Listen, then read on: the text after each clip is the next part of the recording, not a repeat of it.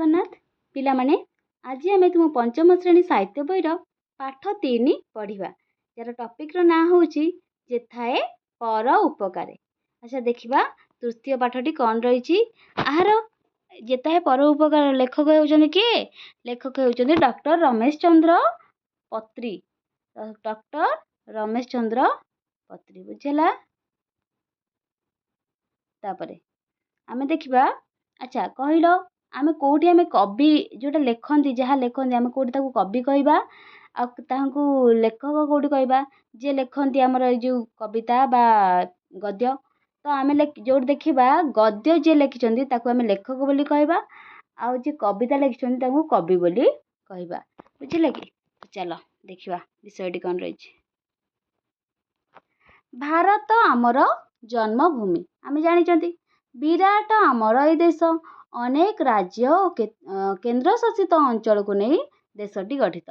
अच्छा आम देश जो अनेक राज्य और केन्द्र शासित अंचल को नहीं गठित कहल केतोटी राज्य और केन्द्र शासित अंचल को नहीं गठित।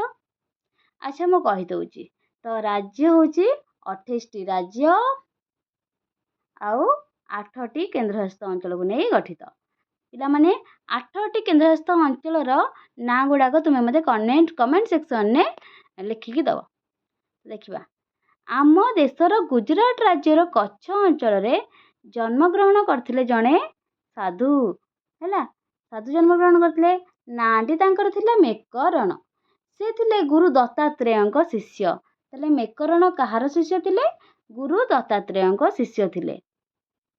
तापर देखिबा गिरिनार पर्वतर पाददेश रे थिबा अरण्य रे से 12 वर्ष तपस्या करथिले। एही समय मध्यरे भोक हेले से कंदमूल खाउथिले और शोष हेले झरणा पानी पी तृषा निवारण करथिले। ताले से गिरिनार पर्वतर पाददेश रे रही 12 वर्ष तपस्या करथिले। तपस्या करिया बेले तांको कोन भोक लागिले से कोन खाउथिले? कंदमूल खाउथिले आ शोष लागिले झरणा पानी पी तृषा निवारण करुथिले। तापर देखिबा गुरु दत्तात्रेय जेतेबेले जानिले जे तांको शिष्य मेकरण कठोर तपस्या करुचंती तांको मन आनंद रे पूरीगला। से तांको पाखरे पहुंची आशीर्वाद कले। मेकरण दत्तात्रेय को कहले गुरुदेव मु 12 वर्ष धरी तपस्या करि सारिची एबे मते कोन करबाकू हेबो दया करी कुहंतु। दत्तात्रेय तांको दुईटी तुम्बी देई कहले पुओ तुमी जे कच्छ भूमि रु आसीच सेठारे बहु अंचल मरुभूमि सेही मरुभूमि अंचल देई जाउथुवा पथिक माने पानी न पाई तृषारे कातर होई पड़ती। पानी अभावरु अनेक समय से मृत्यु मुखरे पड़ती। तुमे दुईटी जागे तुम्बी रे पानी नहीं से प्रतिदिन कौन कर देखा प्रतिदिन पीवाकू देव। यह ही तुम पाई हेबो एक महत् कार्य। जेतेबेले से तपस्या सारी आसिले आ कौन करने हम से कहले गुरु को तो गुरु से हठात कहते कि तुम्हें जो पाद गिरिनार पर्वतर पाददेश आस कच्छ भूमि आसी अनेक लोक यातायात कर जो मैंने पानी पी पाऊना तुमर प्रतिदिन काम हूँ निकट में नहीं पानी पहुँचाइब बुझेगा आ पीवाकू दब।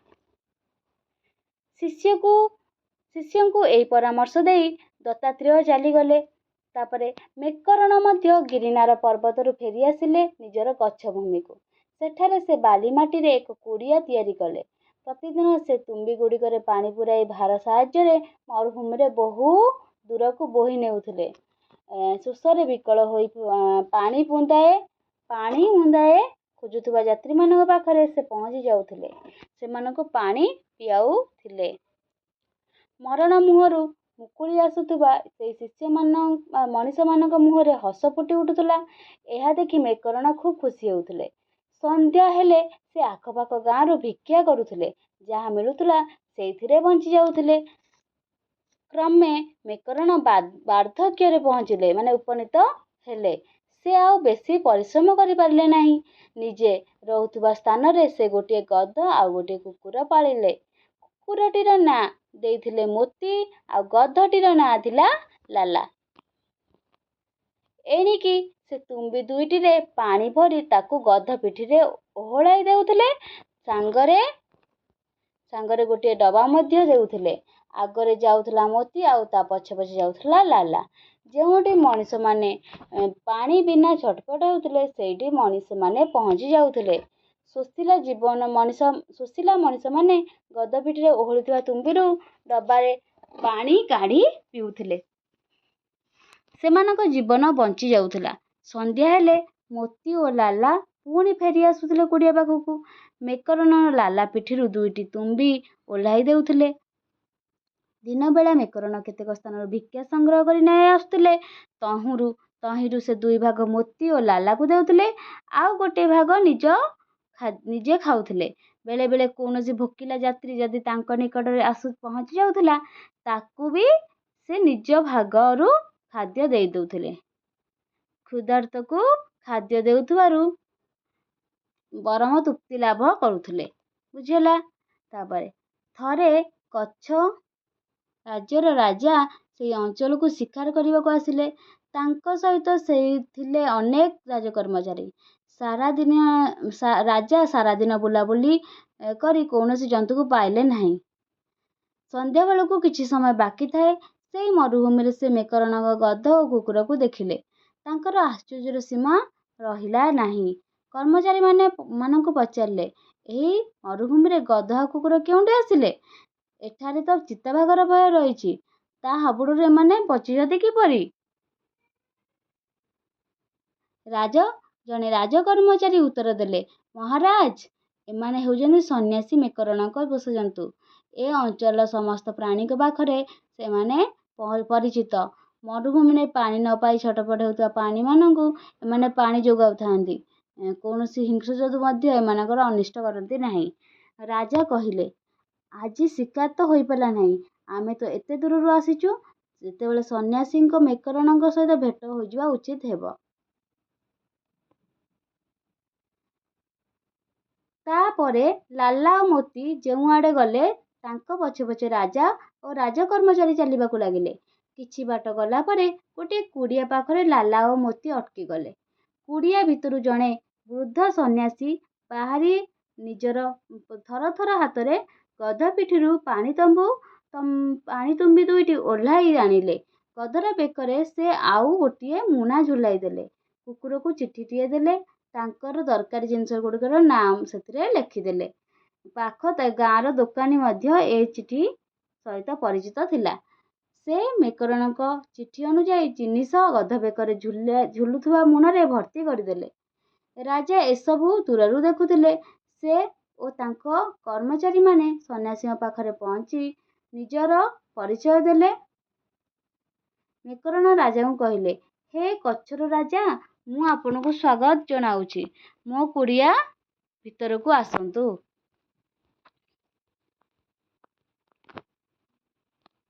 ଯେତେବେଳେ ଶୀତ ବଢ଼ିବାକୁ ଲାଗିଥାଏ, ମେକରଣଙ୍କ ଦେହ ଶୀତରେ ଥରଥର ହେଉଥାଏ। ରାଜା ପଚାରିଲେ, ମହାଶୟ, ଏହି ମରୁ ଅଞ୍ଚଳରେ ଆପଣଙ୍କୁ କଣ ଶୀତ ହେଉନାହିଁ? ମେକରଣ କହିଲେ, ଶୀତ ହେଉଛି, କିନ୍ତୁ ଶୀତକୁ ମୁଁ ଡରୁନାହିଁ। ଜୀବନର ଶେଷ ପର୍ଯ୍ୟନ୍ତ ପ୍ରାଣୀମାନଙ୍କ ସେବାରେ ମୋ ଜୀବନ ବିତାଇବା ହିଁ ମୋର ଇଚ୍ଛା। ରାଜା ନିଜ କାନ୍ଧରେ ପଡ଼ିଥିବା ମଣିମୁକ୍ତା ଖଚିତ ଚଦରଟିକୁ ସନ୍ନ୍ୟାସୀଙ୍କ ଦେହରେ ଘୋଡ଼ାଇ ଦେଲେ। ମେକରଣ ଏଥିରେ କିନ୍ତୁ ଖୁସି ହେଲେ ନାହିଁ। ବିନୟର ସହିତ ଚଦରଟି ରାଜାଙ୍କୁ ଫେରାଇ ଦେଇ କହିଲେ, ମହାରାଜ, ଏ ସ୍ଥାନରେ ଶୀତ ସହିବାରେ ମୋ ଦେହ ଅଭ୍ୟସ୍ତ ହୋଇଯାଇଛି। ମୋ ପାଇଁ ଏହାର ଆବଶ୍ୟକତା ନାହିଁ। ଅନ୍ୟ କେହି ଦୁଃଖୀ ଲୋକଙ୍କୁ ଆପଣ ଏହାକୁ ଦାନ କଲେ ମୁଁ ଅଧିକ ଖୁସି ହେବି। ମେକରଣଙ୍କ ଏପରି କଥା ଶୁଣି ରାଜା ସ୍ତମ୍ଭୀଭୂତ ହେଲେ। ଆଗ୍ରହ କରି କହିଲେ, ହେ ସନ୍ନ୍ୟାସୀ, ଆପଣ ମୋତେ ଅନ୍ୟ କୌଣସି ଜିନିଷ ମାଗନ୍ତୁ, ମୁଁ ତାହା ଆପଣଙ୍କୁ ଦାନ କରିବି। ସନ୍ନ୍ୟାସୀ କହିଲେ, ହଁ, ମୁଁ କେବଳ ଗୋଟିଏ ଜିନିଷ ଆପଣଙ୍କୁ ମାଗିବି। ତାହା ହେଲା, ଆଜିଠାରୁ ଏ କଚ୍ଛ ଭୂମିରେ ଆପଣ ଆଉ କେବେ ଶିକାର କରିବେ ନାହିଁ। ତ ରାଜାଙ୍କୁ ମେକରଣ କହିଲେ ଶିକାର ନ କରିବାକୁ। କୋଉଠି? କଚ୍ଛ ଭୂମିରେ। ଫଳରେ ସ୍ଥାନର ବନ୍ୟପ୍ରାଣୀମାନେ ସ୍ୱଚ୍ଛନ୍ଦରେ ବିଚରଣ କରିପାରିବେ। ବଣ ଜଙ୍ଗଲ ମଧ୍ୟ ସୁରକ୍ଷିତ ରହିବ। ତାପରେ ଦେଖିବା, ମେକରଣଙ୍କର ଏପରି କଥା ଶୁଣି ରାଜା କହିଲେ, ହେ ସନ୍ନ୍ୟାସୀ, ମୁଁ ଆପଣଙ୍କୁ କଥା ଦେଉଛି, ଆଜିଠାରୁ ଏହି ଅଞ୍ଚଳରେ ଆଉ କେହି କୌଣସି ବନ୍ୟପ୍ରାଣୀକୁ ଶିକାର କରିପାରିବେ ନାହିଁ। ତାପରେ ରାଜା ନିଜ ଉଆସକୁ ଫେରି ଆସିଲେ। ସେହି ଦିନଠାରୁ ଆଜି ଯାଏଁ ଏହି ଅଞ୍ଚଳରେ ବନ୍ୟପ୍ରାଣୀମାନେ ନିର୍ଭୟରେ ବିଚରଣ କରୁଛନ୍ତି। ଏଠାରେ ଶିକାର କରିବାକୁ ବାରଣ କରାଯାଇଛି। ବୁଝିଲା କି? ଏହା ଥିଲା ତୁମର ବିଷୟ। ନେକ୍ସଟ କ୍ଲାସ୍ରେ ଆମେ ତା'ର ପ୍ରଶ୍ନ ଉତ୍ତର ଡିସ୍କସନ୍ କରିବା। ତ ଯଦି ଭିଡ଼ିଓଟି ତମମାନଙ୍କୁ ଭଲ ଲାଗିଛି ତାହେଲେ ତୁମେମାନେ ଭିଡ଼ିଓଟିକୁ ଲାଇକ୍ କରିଦେବ।